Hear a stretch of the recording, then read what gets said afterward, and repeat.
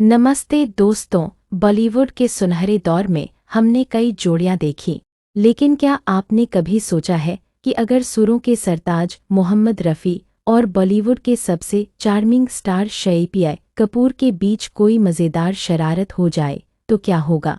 आज की कहानी किसी फिल्म की स्क्रिप्ट नहीं, बल्कि एक ऐसी कल्पना है जो आपके चेहरे पर मुस्कान ले आएगी। एक तरफ थे शांत और गंभीर रफ़ी साहब और दूसरी तरफ अपनी शरारतों के लिए मशहूर शशि जी। आज की कहानी में हम आपको ले चलेंगे एक ऐसे रिकॉर्डिंग स्टूडियो में जहां तीखी मिर्ची ने सुरों में ऐसा तड़का लगाया कि जो नज़ारा बना वो देखने लायक था।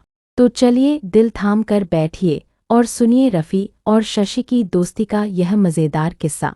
बहुत समय पहले की बात है। फिल्मी दुनिया के दो अनमोल रत्न थे। एक थे रफ़ी, जिनकी आवाज़ शहद जैसी मीठी थी, और दूसरे थे शशि, जो अपनी प्यारी मुस्कान और फुर्ती के लिए जाने जाते थे। दोनों गहरे दोस्त थे और साथ में काम करना उन्हें बहुत पसंद था। आज वे एक नए गाने की शूटिंग के लिए स्टूडियो में मिले थे।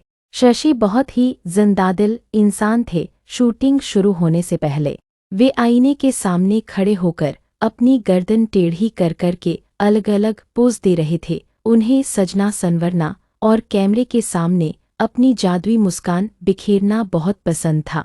दूसरी ओर रफ़ी जी बहुत ही शांत स्वभाव के थे। वे स्टूडियो के एक कोने में रखे ऊंचे स्टैंड वाले माइक के पास खड़े थे। उन्होंने अपनी आंखें बंद कर ली थीं और धीरे धीरे गुनगुनाते हुए अपने सुरों को पक्का कर रहे थे। ऐसा लग रहा था मानो उनकी आवाज़ हवा में तैर रही हो।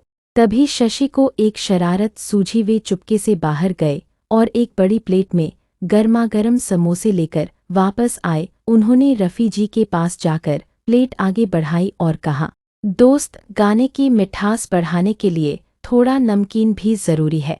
रफ़ी जी ने बिना कुछ सोचे एक बड़ा समोसा उठाया और झट से अपने मुंह में डाल लिया। लेकिन अरे, उस समोसे में तो बहुत सारी हरी मिर्चें भरी हुई थीं। जैसे ही उन्होंने समोसा चबाया, उनकी आंखें फटी की फटी रह गईं और उनका चेहरा एकदम लाल हो गया।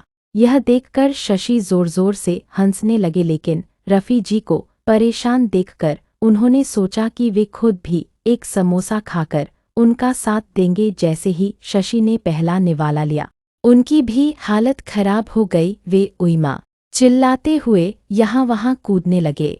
अब स्टूडियो का नज़ारा देखने लायक था। रफ़ी जी और शशि दोनों पानी की तलाश में पूरे कमरे में गोल गोल दौड़ रहे थे। उनकी यह भागदौड़ किसी फिल्मी डांस स्टेप जैसी लग रही थी। जो भी उन्हें देख रहा था अपनी हंसी नहीं रोक पा रहा था।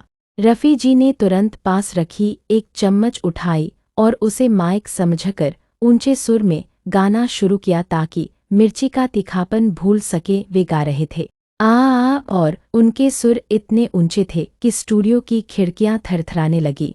शशि ने भी हार नहीं मानी। उन्होंने पास पड़ी एक चाय की ट्रे उठाई और उसे ढाल की तरह इस्तेमाल करते हुए रफ़ी जी के सुरों की ताल पर नाचना शुरू कर दिया। वे कभी ऊपर कूदते तो कभी जमीन पर बैठकर मज़ेदार इशारे करते।